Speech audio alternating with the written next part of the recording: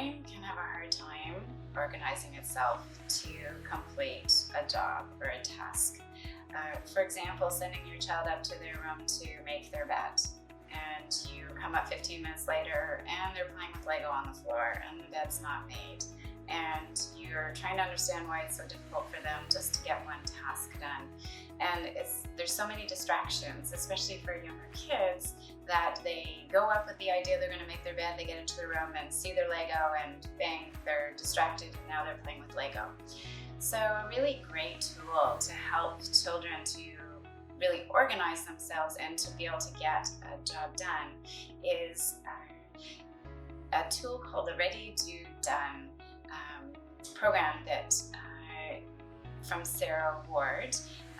And this really is an excellent tool because it lays systematically out a task for a child. And the tool starts by actually talking through done. So my favorite way to use this tool is to actually have a picture of what done looks like. So for example, we'll go back to the bed task. I would go and take a picture of the bed that's made, and then I would show the child that this is what a made bed looks like, and then work backwards from there. So then talking the child through, okay, well, what are the steps we need to do to make a bed? Well, we need to put the pillow back in the right spot, we need to pull the sheets up, we need to pull the cover up, straighten everything out, and then the bed is done. So this is a great way because, especially if a child has a picture, they know what you're asking. And sometimes that's a challenge with some of the tasks we give a child, is that they don't necessarily fully understand what you're asking them to do. And so by using a tool like this, and you start with what the finished product should look like, it then gives the child the context and the understanding of what they need to do. And then again, as we know, visuals are really the best strategy for helping a child to understand something, because often when you give them a list of things to remember, they forget it. But if you give them a visual, it's so much easier for them to then use that and remember what you've asked them to do. For older kids, it's an exceptionally great tool. So for example, let's take, they have to do a math assignment, and they just are stuck on how they're even going to get started on this. So by using this tool, you can start with, what does it look like? So for example, they need to complete questions on page 35 of their math textbook.